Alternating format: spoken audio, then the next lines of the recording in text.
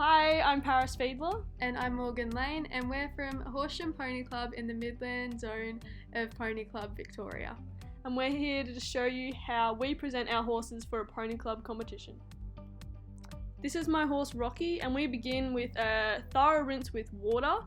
I then use a curry comb and diluted shampoo for a deep clean all over his body. I make sure to scrub extra careful and thorough in his dock and crest to clean any dirt that is in there. An important detail is to also try wash the horse's face. My horse, as you can see, wasn't too obliging for that, so I called Morgan in to help, and I just used a sponge and a bit of shampoo and rinsed it off carefully, and yeah. This is my horse Monster, and like Paris, I begin by rinsing him all over.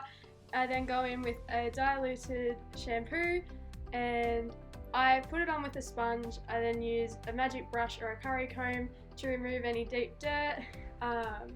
Once I've done that, I like to make up more of the diluted shampoo and I dunk his tail in it to really try and get into the dock because it can be hard if their tails are thick. I then get some undiluted shampoo in my hand and put it around the dock of his tail, scrub it with my fingers and a bit with the brush, make sure it's really clean through to his dock, especially if you're showing.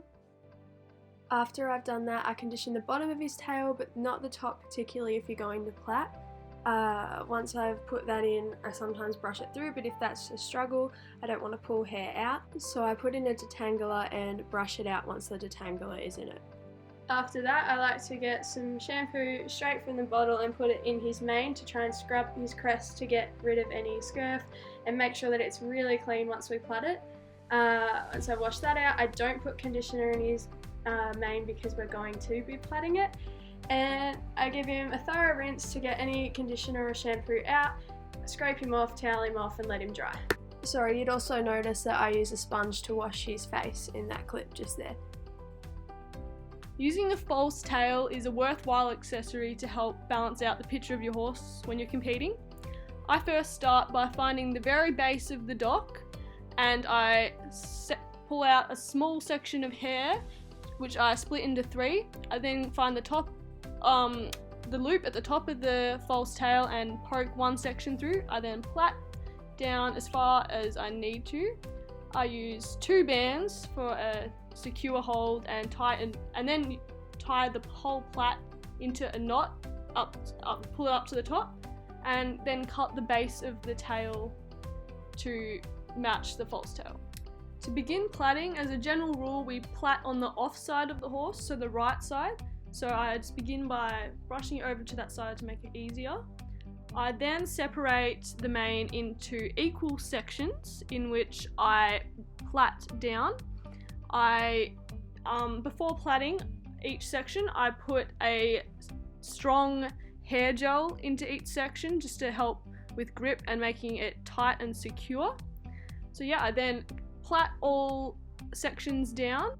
At the end of each plait, I also like to fold the end under. That helps later when I start sewing them in. It's just a more secure hold. I use a thick needle and a black thread and I tie a larger knot at the bottom. As a side note, I also trim off the bottom of the mane just for a neater appearance. I then go through the through the elastic part of the plait, and then I go through once, and then I fold the plait over and go through again, and I do that until I get to the bottom.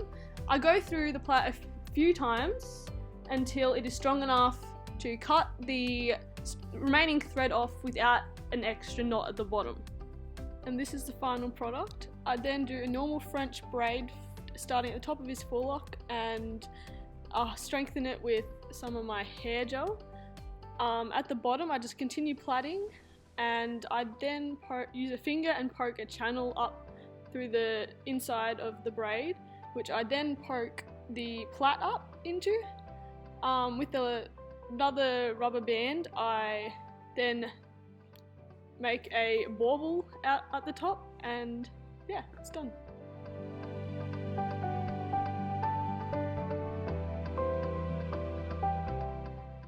Here I'm separating Monster's mane evenly. I do this normally, but it was especially important with him as I'd never plaited him before. I then put in some sculpting stick, wax, and begin plaiting. It just helps to deter any frizz on flyaways. His mane was quite long, so I just plaited to where I needed it to and then chopped off the ends. Here's just a time lapse of me sewing in his plaits. So I do it a bit different to Paris. I don't put the knot in the bottom, I just pull it through and leave a tail, go up a few times until I'm happy it's secure, and then I tie the little tail. So I make sure the needle and thread have come through at the bottom again, and I tie a little knot in the tail and the thread, and then that's about it. So for the forelock, I do like a French braid, some people do a Dutch braid, and then I put the thread through the tail of like the plait where it finishes off and knot that, and then thread it back up and just tie it at the top there. And then this is my final product.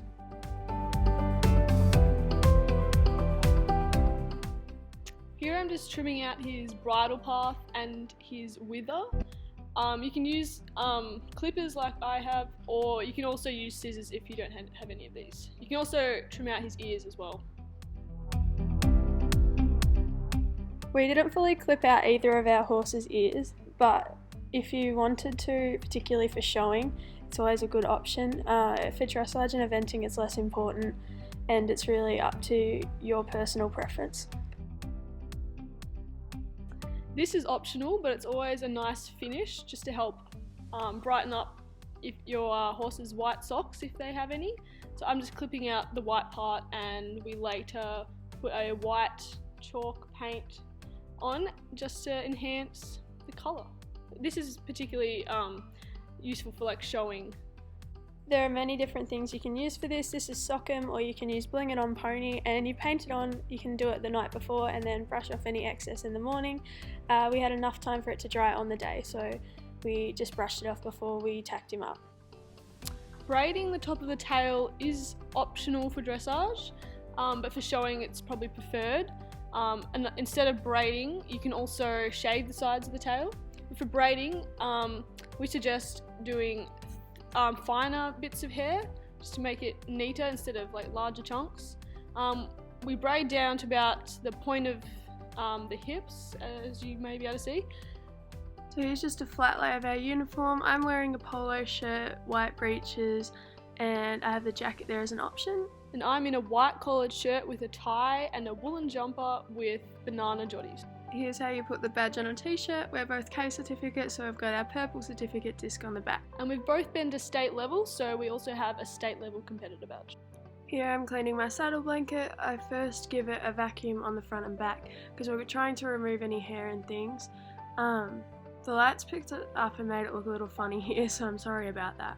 But yeah, so we're vacuuming it here, and then I pick up a lint roller and I just go over it. You try and remove any hair, because especially if you're going in a show class, in the best presented classes, the judge will check. They'll lift up the corner of your saddle blanket to see if you've cleaned underneath. My hair, I just did a low ponytail and put a donut around it. I then just laid my hair over top and tucked any excess hair up underneath my helmet. I pinned that there and then put a hairnet over the top and then scrunchies around to hold it. For my hair, I do a low ponytail, plait it, bun it, and I make sure I put hairspray in, put a hairnet, put a scrunchie over the top, and then make sure it fits under my helmet. This is a short video of part of the process of cleaning our boots. We use Nugget, and make sure you clean the soles of your boots as well. And then I'm just buffing my boot a bit here to get some shine. These are jodhpur clips, which are a useful accessory when using jodhpurs over short boots, just to help keep the jodhpurs down. Here I'm just putting some liquid saddle soap over my saddle, giving it a good clean. After using saddle soap, it's a good idea to use a kind of oil to help moisturize the raw side of the leather. Thoroughly clean everywhere, even underneath, and then this is just the product we used. Here I'm just using some soapy water to scrub out any dirt and then rinse it with the hose. We don't show any oiling in our video, but we're just putting a balm on our saddles to condition them now and make sure that we keep the leather in the best condition possible. Here you can see that Paris is cleaning her stirrup. She's paying extra attention to the crease where her stirrup sits, as there's a lot of pressure put on there and it is susceptible to cracking. A good way to test that your gear is cleaned properly is to run your finger over it, and if it comes away dirty, then you know you still need to clean it a little bit more. It is also important to check the cleanliness of your bit, which is important for the horse's comfort and also as this will be checked by judges. As you can see, my bridle has cream padding, so it's really obvious all the dirt and grime on it. On your bridle this might not be as obvious, but it's really important to make sure all this is clean. I'm just cleaning my girth here. You'll notice later that I don't use it on Monster, but it needed a clean. Now I'm completely undoing my breastplate where it attaches to the girth because it gets very dry and very effective, particularly through water jumps and everything, if you don't clean it often, and you need to take it right apart so that you can properly clean the leather and hydrate the leather. This one was a little dirty because it's been sitting around for a while. I haven't jumped a lot recently, and so this was so important to do. If you don't properly clean your gear, there's always a possibility that it will crack, and you definitely don't want that when you're out on course or you're out in your test or whatever discipline you're riding. You definitely want to make sure you're taking the best care of your gear possible to avoid any accidents like that. Cleaning the grips of your stirrups are also important, and you can do this just by using a toothbrush and some soapy water. So today I'm using a quick out stirrup, and here I'm just really making sure I'm cleaning it all. Getting into every little gap.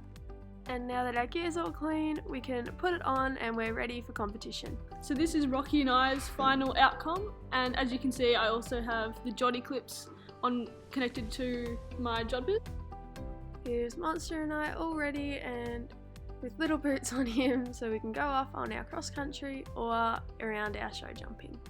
We hadn't mentioned quarter markers, so I'm just going to insert some photos. This is Izzy with hunter markers on her, so it's just 3 stripes, some again of hunter markers, once again the same thing, but now you can see a faint outline of shark's teeth. This is a checkerboard, more of an open horse design, so a finer horse, whereas you'll see hunters or heavier horses typically have the hunter marks. Here's a bit of a different one. It's hunter markers and the center is just brushed the natural way. The type of quarter markers you do and the way in which you do your shark's teeth is entirely dependent on the horse that you're putting them on, because you want to do what naturally complements the horse, and in a way you can hide or enhance the horse's natural features through the use of quarter markers. So always be mindful and just have some fun experimenting at home with what you think will be best on your horse. Hoof black is also another option. It's definitely more of a showing thing and isn't really even allowed in dressage, but it does add a very nice finish to the final picture. We thank you so much for watching, and we really hope that you got something out of this video. Good luck with all of your future competitions.